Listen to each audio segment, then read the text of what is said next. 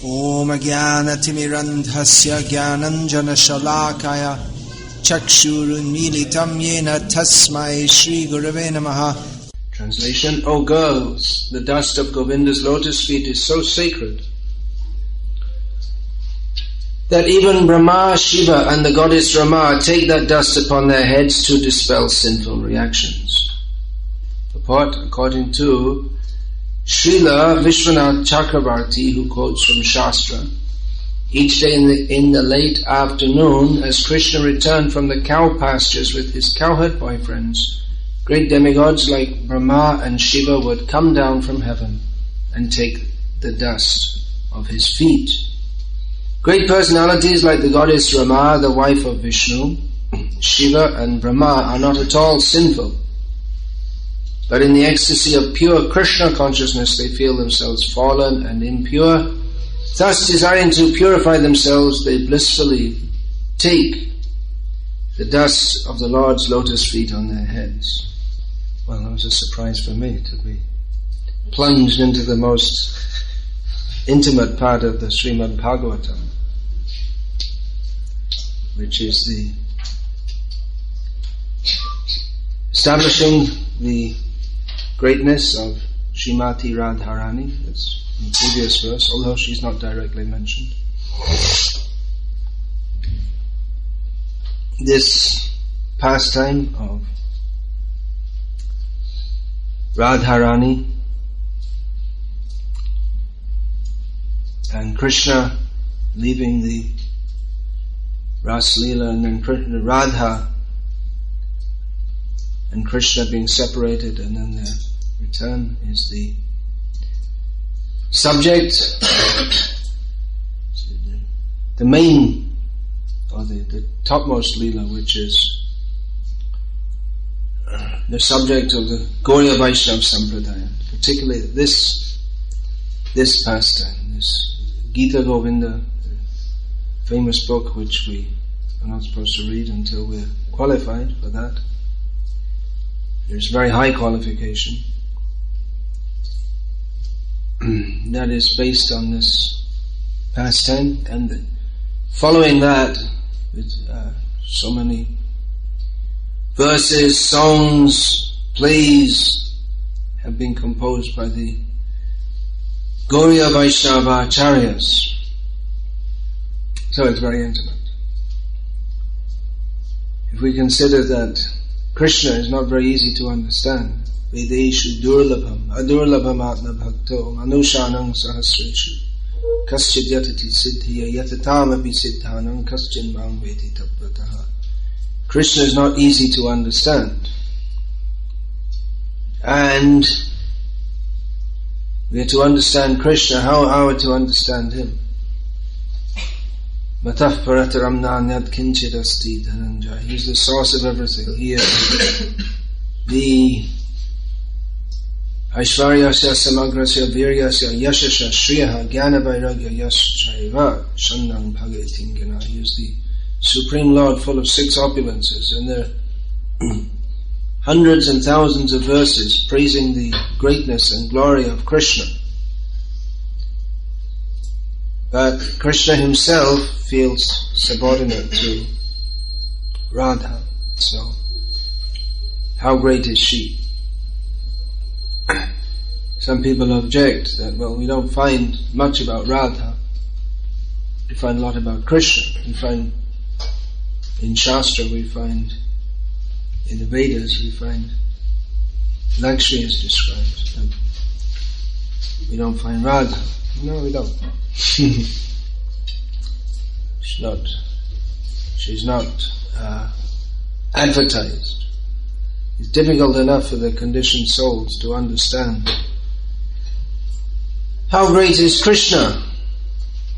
And then if we have to tell them that Krishna is subordinate to a village girl,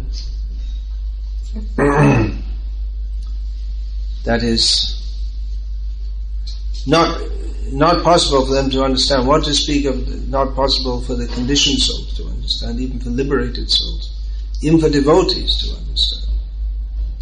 We find that some devotees of Lord Ram they say, well, our Ram is good, your Krishna is not good. Our Ram is very moral, your Krishna is not very moral. To understand Krishna's morality, to understand Radha's morality, that is not the subject matter for ordinary people. Radha's morality is that even though she is superficially married to another man, or officially, not only superficially, but officially, she is fully dedicated to Krishna. So this transcending mundane morality, this is the special qualification of the gopis.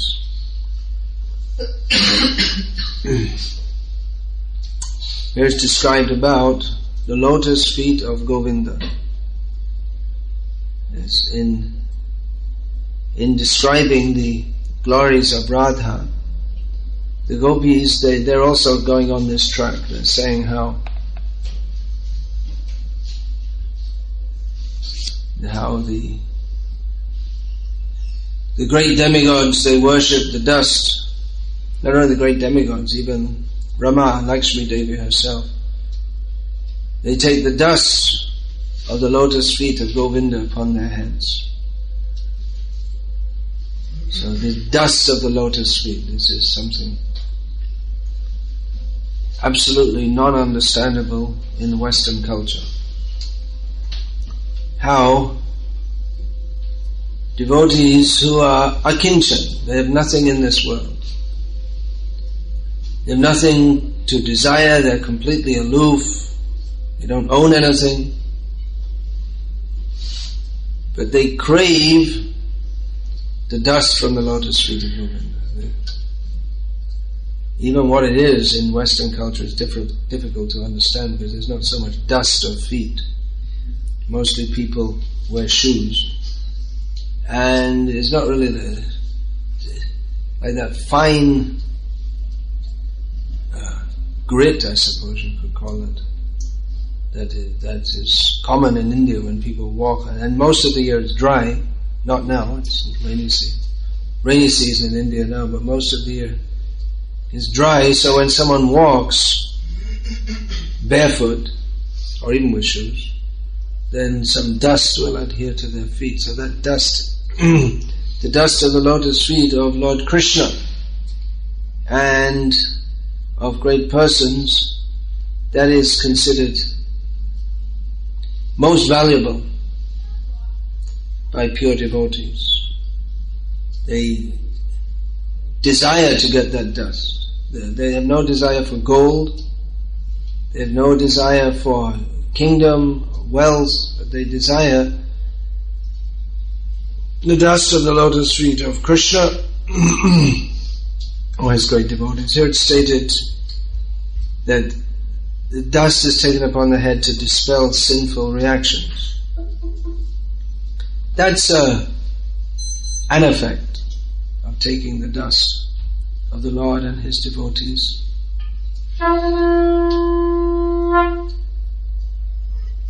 But more important than that is that they award Krishna prema, these three things: Krishna Pada Duli, or Krishna Pada Jal, Krishna Bhukta Shesh, 18 Mahabhav. These three items.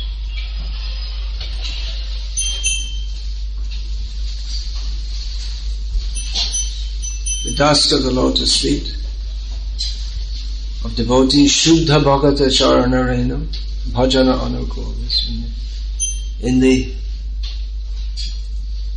several items that Srila Bhaktivinoda Thakur describes as being favorable for pure devotional service, the first thing that he describes is the dust of the lotus feet of great devotees, and many others he describes. So, and Krishna's Kaviraj describes this. Dust of the lotus feet, the water that has washed their feet, and I was saying Krishna, Bhakta Bhukta, the prasad from devotees. These are all that they have taken and their remnants. So these are all very powerful for awarding pure devotional service. So what's so special about that?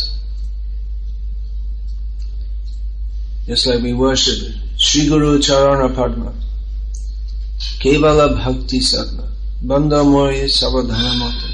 We worship or we pray to with great care the lotus feet of Sri Guru, understanding them to be the abode of pure devotional service.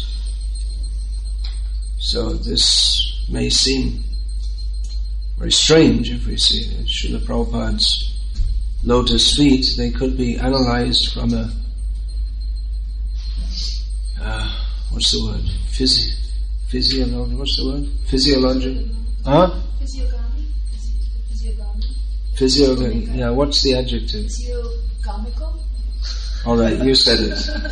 Whatever it is, could be examined. If you have an X-ray machine, you could see in Srila Prabhupada's feet. There's bones are there the same as anyone else. You don't see any lotuses in the X-ray. And there's flesh, and it appears to the ordinary vision, Srila Prabhupada's feet and his body appear to be like that, like anyone else.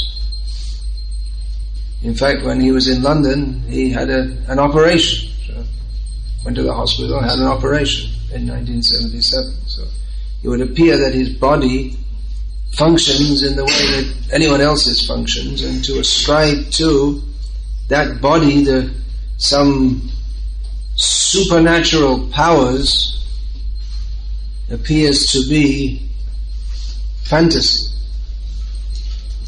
However, we are enjoined not to see with material vision. One cannot see pure devotees with material eyes. You can say, well, you can see. Put an X-ray and you can see inside, and from outside you can see. But pure devotees, they're not to be seen with material eyes. The Supreme Lord, can you show me God? I say, sure, no problem. Just come right inside here. Up the stairs, turn around, ring the bell, and here he is. You can see him. You say, well, I don't see God, I just see a statue. That's all. It's not God. They will protest, this is not God, this is a statue. And very clearly this is a statue. It has all the characteristics of a statue. Whatever characteristics of statues may be described or sculptured. The sculpture is formed in such a way that even though it's quite thin at the bottom, it's strong enough to hold the body or the rest of the torso, everything else. If deities are not sculpted in that way, then they tend to break, as we have seen, unfortunately. So they appear to have or not only appear to have, they have all material characteristics. But, nevertheless, those whose eyes are premanjana churita, bhakti, vilochanena, those whose eyes, vilochana, those whose eyes are smeared with the ointment of love, they do not see the statue. They say, here is Krishna. Here is the Supreme, here is God. First of all, God. Krishna you can think about later. First, let's try to understand God. That God is Krishna. That's a higher level. First of all, that there is God.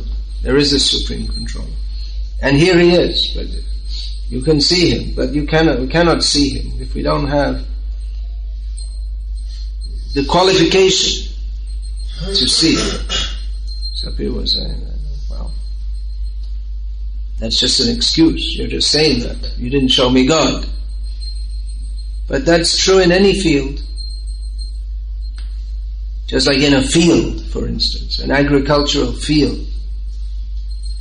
Anyone who goes for a walk in the country, if you see the field, you'll see so many things, but you may not see them.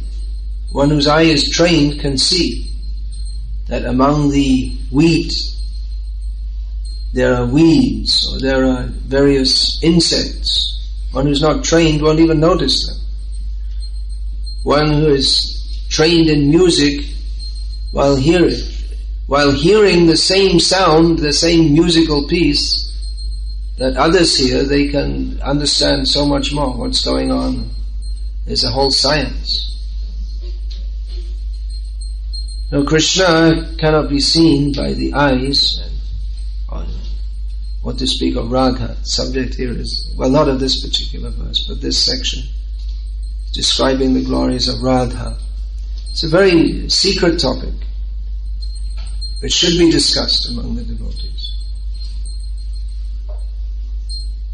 Not publicly. It is not meant for public discussion.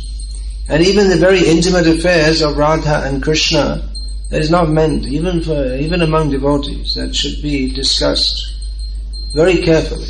It may be discussed, but only among devotees who are suitably qualified. Otherwise, the effect may be the opposite. Instead of becoming purified, we become contaminated.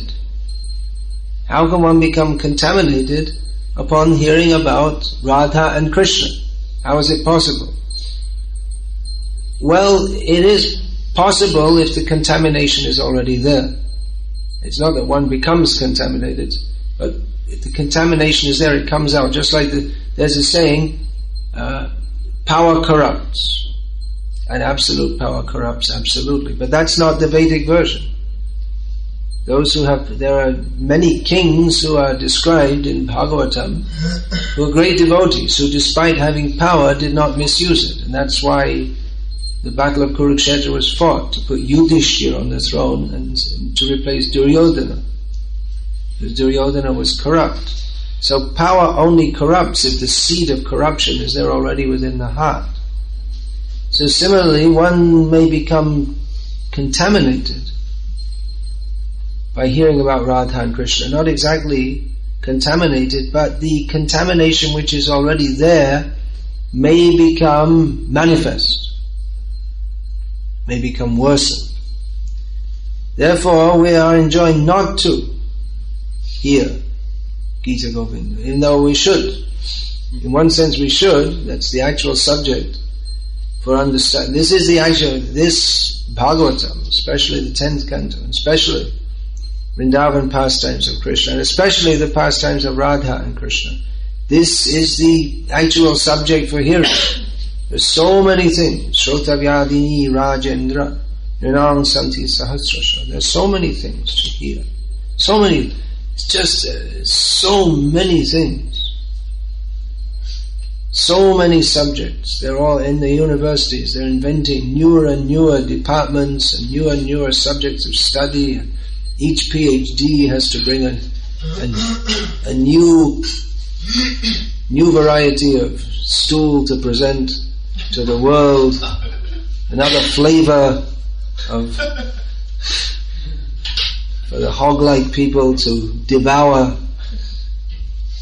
And no one's talking about Krishna. This is the actual subject. Otherwise everything else is blah, blah, blah, blah, blah, blah, blah. On and on and on. This is the actual subject. But at the same time, it should be approached very carefully, because the pastimes of Radha and Krishna, they appear to be like mundane, lusty affairs. And if the seed of lust is within one's heart, then that may sprout, or if not just the seed, there may already be quite a healthy tree of lust within the heart, quite a robust weed. So, in that state, to hear about the intimate pastimes of, it means the sexual pastime. To be frank, to be straightforward, it may appear like mundane sex. Therefore, one has to approach, first of all, with a philosophical understanding. How great is Krishna? Simply by hearing about him, one becomes, simply by mentioning his name, remembering his name, one becomes purified. Shrinvatang swakata Krishna punya shavana kirtanaha hridyantas tohya bhadrani vidhunoti suhrit satam. Krishna, by hearing about him, all the nasty things in the heart are cleansed away by his own personal intervention upon those who are sincere to become purified.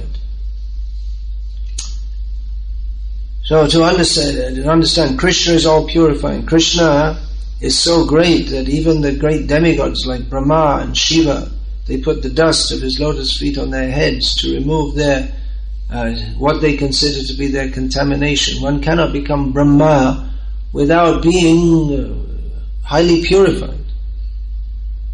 So it's not that Krishna's lusty affairs, it's not that they are mundane. Otherwise, why would great sannyasis like Chaitanya Mahaprabhu, Shankaracharya, Madhvacharya, they all praise Krishna. They're all sannyasis. Why do they praise Krishna? If he is a mundane, lusty person. So this is to be understood. Krishna is apapa vidham. Srila Prabhupada used this term, prophylactic. It's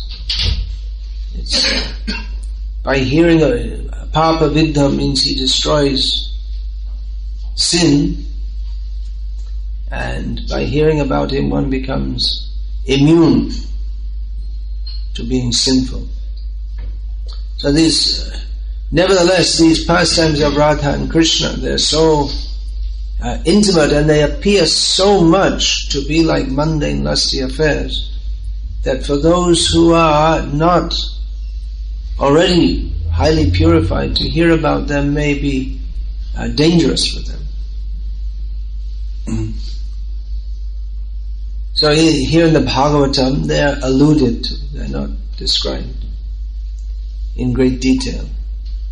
Other literature, other literary works describe them in detail, but those works, especially Jayadev's Gita Govinda, then the writings of Chandidas, Bhavabhuti,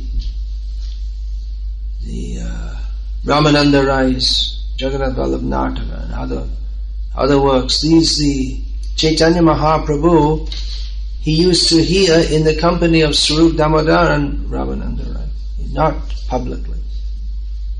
He would not discuss these subjects publicly. So this is the proper subject matter for hearing, but one has to become qualified. Now there is the verse right here in the Bhagavatam. What is that? Shraddhanvita. How does that verse begin? That by hearing the pastimes of Krishna, all the lusty, with faith, then the lusty desires of the heart, they will be taken away. But the example of our acharyas is that even though that verse is there, still there's a qualification. One has to, that's why there are acharyas. Otherwise anyone can pick up any book and read anything, as is what's going on nowadays in ISKCON to a large extent. There are many books and many people can just pick up any book and read anything they like, but the actual system is that one is to study under an acharya and who will direct. Now you read this, now you, and reading together. Not that everyone, it's not just do it yourself. Learn Krishna consciousness in 30 days. You get a book. Do it yourself job. But one should be guided. Now you can do. Now you do this. Or even if one has an inspiration, that I have an inspiration to learn about such pastimes. Even then one should take permission from one's guru. There was a disciple of Bhaktisiddhanta Saraswati. He'd been a brahmachari for many years. Since he was a child, he asked for permission to read Ujjvala Nilamani, which is a very high-level discussion of specifically of the Madhurati, or the love of the gopis for Krishna. So I'm told. I haven't read it. So he asked for permission and he was denied it. He asked for permission again, he was denied it. Still he read it. The result, he went home and got married. He desired to enjoy. Because there's a description of sex. How to kiss and all this kind of thing. All the kisses of Radha and Krishna. So, well, sounds good, we may think. And then fall down. So one has to approach the subject matter very carefully. Certainly we should praise Radha and Krishna. That is our specific object of worship. The Gauriyas, they worship Radha Krishna, beginning with Radha Madan Mohan, Shri Radha Shaha, Shri Madan Mohan. First of all, Radha or Madan Mohan with Radha first. Establish our relationship. My relationship is not with anything of this world. I am a kinchan. I don't belong to this world, and nothing in this world belongs to me.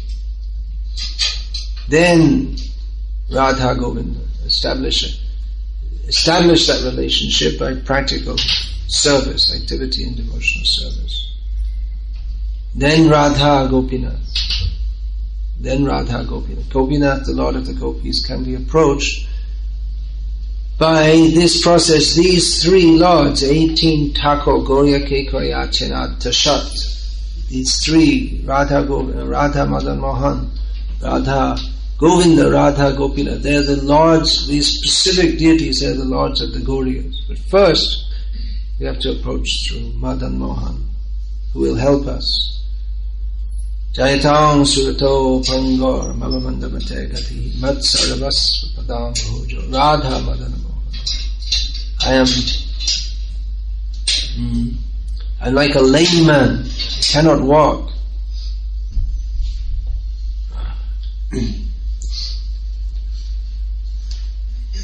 I cannot walk, and therefore I cannot approach the goal of Radha Krishna. But my all in all are lotus feet of Radha Madan Mohan. So therefore they can carry me. That by their mercy we can be carried to the lotus feet of Radha Gopinath, who are not different. They are. There's no difference between Radha Madan Mohan and Radha Govinda, but and Radha Gopinath, but how one should approach Krishna at various levels. This is to be understood. So I haven't gone in very deeply into this subject. It seems that leading up to Shri Radhashtami by discussing these subjects, but carefully. We should go carefully. There are many nice songs of Srila Bhaktivinoda Thakur and others, Rupa Goswami, describing the glories of Srimati Radharani. They are very suitable for us to recite in glorification of Srimati Radharani. That glorification of Radha is never separate from that of Krishna. We worship together, Radha and Krishna. Some devotees, they emphasize Radha so much, or presume themselves to be such great devotees of Radha that they don't chant the name of Krishna. They just only Radha. Radha, what is that? Radhana Megai Krishna Chandra. Narottam says that we have to chant both the names, because by chanting the name of Krishna we'll please Radha, and by chanting the name of Radha we'll please Krishna. And therefore we chant Hare Krishna, Krishna Krishna, Hare Hare, Hare Rama, Rama Rama, Hare Hare. Are there any questions about this? Comments? Yeah, please. I have a question. I'm also not 100% sure, but these pastimes regarding Krishna, like, they're not mentioned very openly, obviously, in Bhagavatam. They're not openly mentioned in Bhagavatam. Yeah, the indication is there that there's a lot more goes on. There's some indicator is the Digdarshan. This is the basic framework, and within that there are many subplots. And they're given later by the Rupa Goswami, and then this Kavi Karnapur, and so many devotees. They've filled in so many details. Or even before, this Jaidev has given so much, yeah. Well, these later acharyas, they fill in the blanks, as it were. But are they getting it from somewhere like... Where are they getting it from? Well, they're there, so they're part of the Leela, aren't they? That's how we accept it. That's why many people won't accept this. They say, well, it's not in the Vedas, so how can we accept it? But then we find in the Srimad Bhagavatam itself that the Vedas are praying for the mercy to be able to enter into that, because they can't enter into that. Normally they don't have the Vedas, they don't have the eligibility to enter. Then some of them, they become the gopis. Some of the Vedas, who are persons, they become gopis. That's described in the Garga Samhita, isn't it? So many, when Krishna manifests his pastimes, apart from the gopis who are already there are so many new gopis, or those who have come from different backgrounds. The sages at Dandakaranya who saw Lord Ram, and they were attracted to him. Not in a... nowadays people will interpret it in a different way, but they're completely pure attraction. They desired to worship him as Sita Devi did, but they could not, because Ram, in this Leela, he's only with one wife, that is his vow. So he told them that next time you come. So next time they came as gopis. And then when he was performing sacrifices after banishing Sita, Lord Ram kept a statue of Sita. And so each one of them was Sita in other form, but they also desired that, hey, you just come and be a statue and leave me. I want to be with you forever now. So okay, you come next time. So they also came. Then the Vedas also, the Vedas who were praying to Krishna to understand that which was not understandable, the Upanishads, the personalities of the Upanishads, they also got the opportunity. So there are so many, just like when Krishna went to Mithila,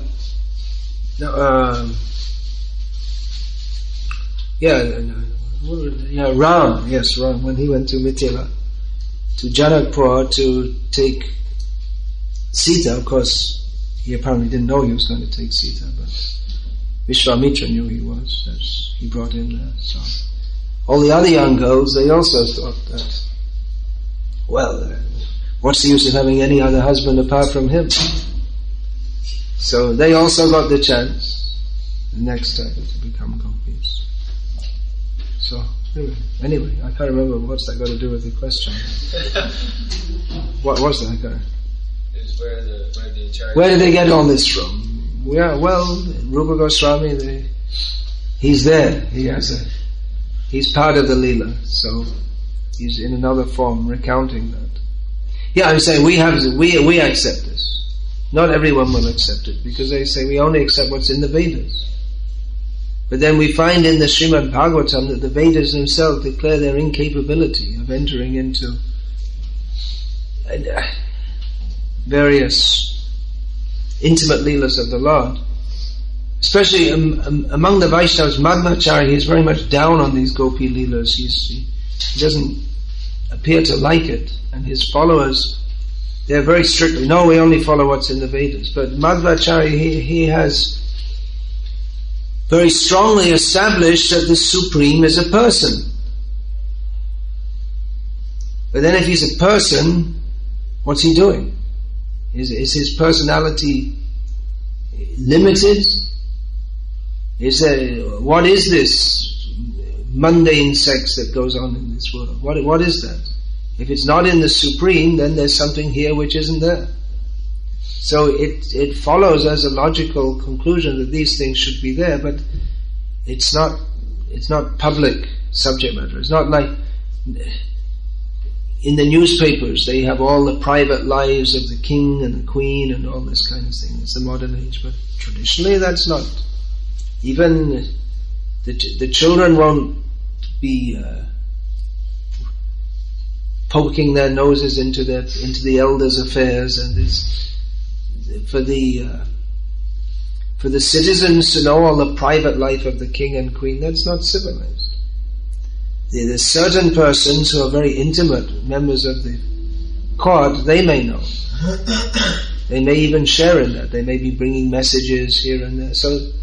But it's not public subject matter. Of course, the Vedas are also not public subject matter. It's not meant for everyone. That's also meant for suitably qualified people. But then the intimate pastimes of Radha and Krishna, that's it. It's intimate. It's God's private life. So it's private. It's not meant for everyone. Only those who are allowed. Admission by permission only. Management reserves the right of admission. Not everyone's allowed there. You can't say, So, yeah, it's difficult for people to accept. It's difficult for people to accept if they haven't accepted the full import of what it means to be a person.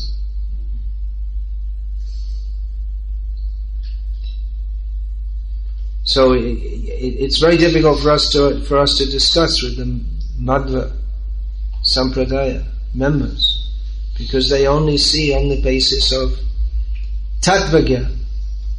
But then the Tattva is that the philosophy is that the person, the Supreme is a person. But then the person means exchange, and there's Rasa Gyan. And that is the specialty of the Gauriya Sampradaya, which brings the Madhva Sampradaya's teaching to perfection. Therefore, Madhva Gauriya Vaishnava.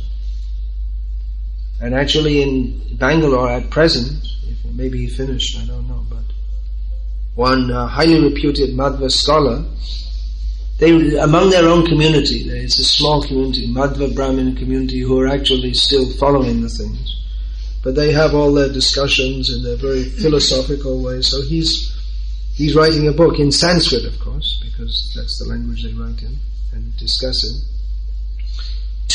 for presentation to the Madhva community about Rupa Goswami's contribution of Bhakti Rasamrita Sindhu. That this is unique, this is something very special. They discovered it at last, or one of them discovered it. The meaning, what does it mean? The personality of Godhead. This is His personality.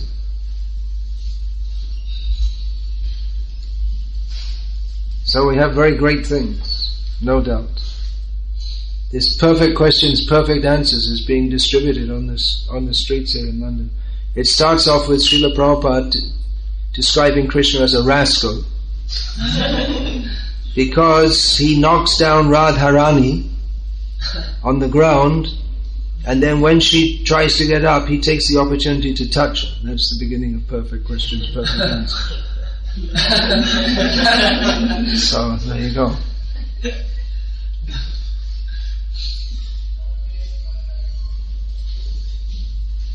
And that beyond birth and death, that starts with a very complex discussion of Nirvisheshvad and Buddhism, like that.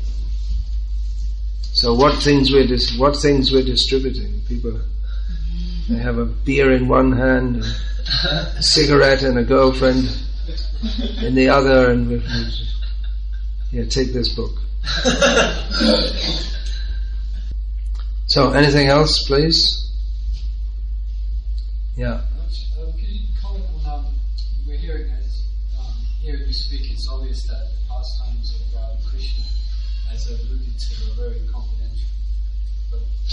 same time, Prabhupada, before class, we chant Jaya Radha Madhava. We chant Jaya Radha Madhava, yes? Tulsi prayers, but it seemed like he gave us. Yeah, the words of Tulasi prayers are Seva Adhikara, Karunija Dasi, make me in the Vilas Kunje Dioba, give me residence in the pastime groves of Vrindavan and make me your own servant. It's very intimate, no doubt. So Srila Prabhupada pointed us to that, but at the same time, in discussion, he was quite reserved. And it's not that these things shouldn't be discussed, but they should be discussed appropriately and in an appropriate forum, not for everyone. We're not going to start having in the Srimad Bhagavatam descriptions of how. Anyway, there's very intimate things. It's not appropriate. Some of Srila Prabhupada's disciples, they